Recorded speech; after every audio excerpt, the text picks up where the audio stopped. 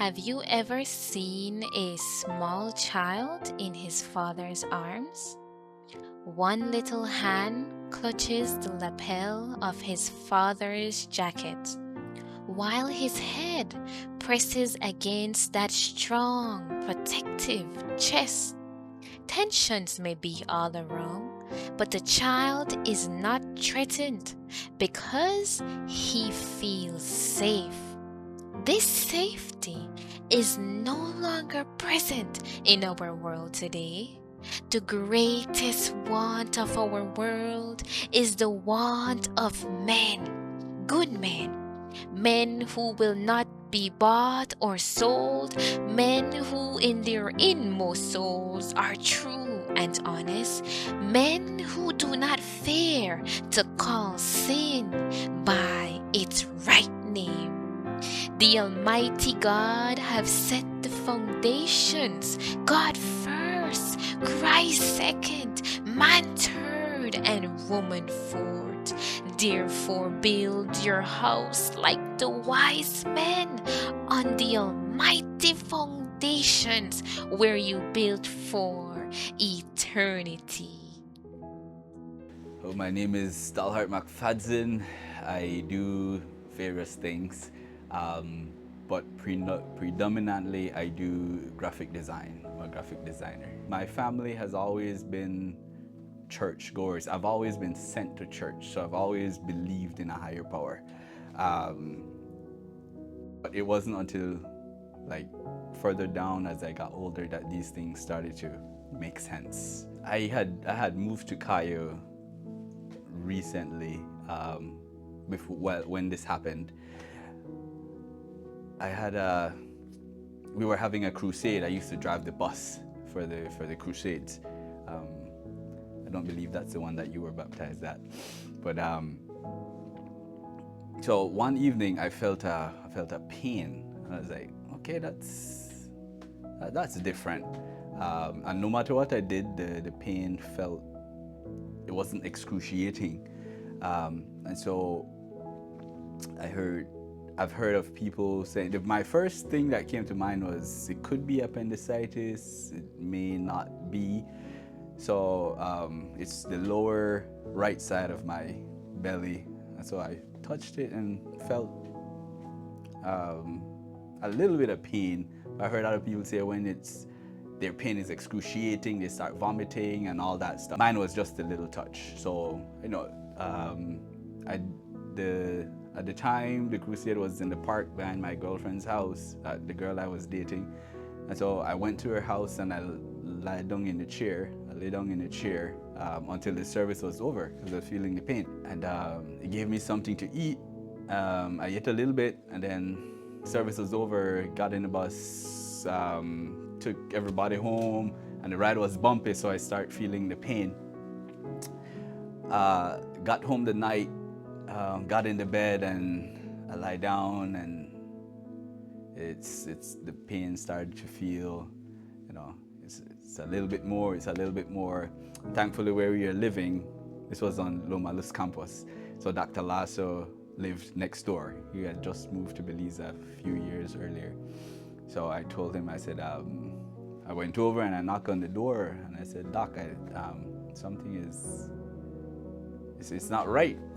He said, come inside, and then he touched my, he said, does it hurt here? Does it hurt here? I said, no. And he put me to lie down and he pushed my leg up and he said, do you feel that pain? I was like, yeah, I feel that. Then he pushed on my tummy and he said, when I push down, does it hurt? No. When I release, does it hurt? I said, yes. And he did it a few times just to confirm. And so he said, yeah, this is appendicitis. So he called the ultrasound guy. He came in, so he said, we can't be too careful with appendicitis. So he brought me in. The guy came and he did the thing and said, yeah, it's a little inflamed, and you have to do surgery like right now.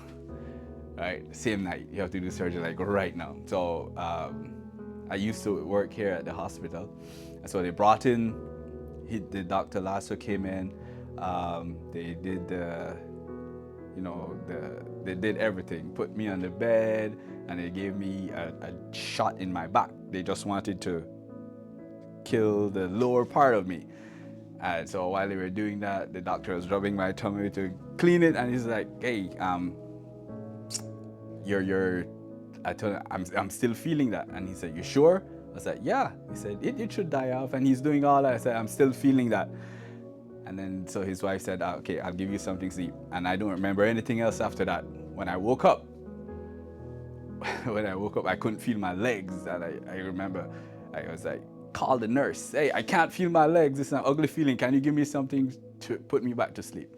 When I woke up in the morning, the doctor came by and they said, "Hey," he said, "I want to explain something to you. Your appendix is it's tiny like this. Yours was this long. And what happened is yours had a hole on it. But for some reason, the rest of it wrapped around the hole and it didn't leak." And that was unexplainable, right? That was unexplainable. I was like, wait. So you're telling me if that thing would have leaked, this would be a different story, right? And he's like, yeah, that would have been completely different. So that's, for me, that's my miracle. That's my miracle. It may seem something simple, but I've heard of people whom their appendix ruptured and they have to cut them over and clean out that entire thing, and people even die. So for me, that's my miracle. I worked, and I didn't get, the doctors that operated on me, they didn't charge me for any of this, right? It was free. I just had to pay for the stuff that they use, like the gauze and the materials that they use. So for me, that was my big miracle, because it's my life, right? If you lose your life, you lose everything. So for me, that's my big miracle. So my favorite Bible verse is Exodus 14 and verse 13. And this became my favorite Bible verse when my mom said it to me one day. She said, "I want you to read this." And it says, "And Moses said unto the people, Fear ye not, stand still and see the salvation of the Lord, which he will show you today. For the Egyptians whom ye have seen today, you shall see them again no more forever." And she explained like different situations that she was saying, "Hey, you see those problems that you're facing? You just stand still and watch God deal with them, and you won't see those problems anymore. Whatever the situation is, stand still. Let the Lord work for you." So this is my favorite verse, and this is my motto. I stand still and I watch the Lord work for me. The Lord works for different people in different ways. Sometimes we may not think that he will do this for me because I am not righteous enough. I am not holy enough. Jesus came to die for sinners. He came to save you. He came to die for you. He came to die for me. And you may be in need of something great. You may be in need of something small. But when you put your faith in God, when you put your faith in him, believing that he will do something for you, right? The unexplainable happens, and that's your miracle. Like I said, it may be big, it may be small, but when the Lord shows up for you, all you have to do is just wow.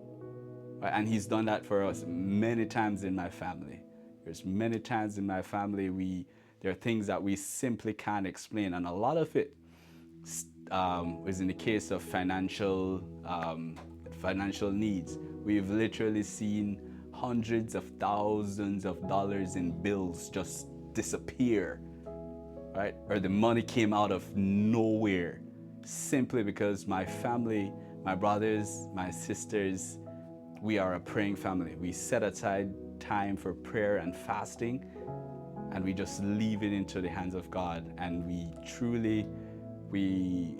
we credit all of this to my mom, because my mom was always a praying mom, a fasting mom, right? And we believe that the Lord never, the prayer of a mother goes so far.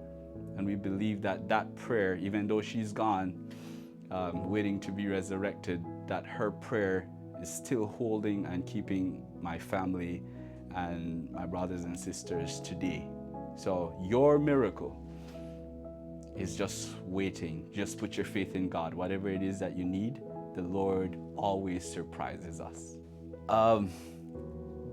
There was one time, again, when I was younger, I had a little car.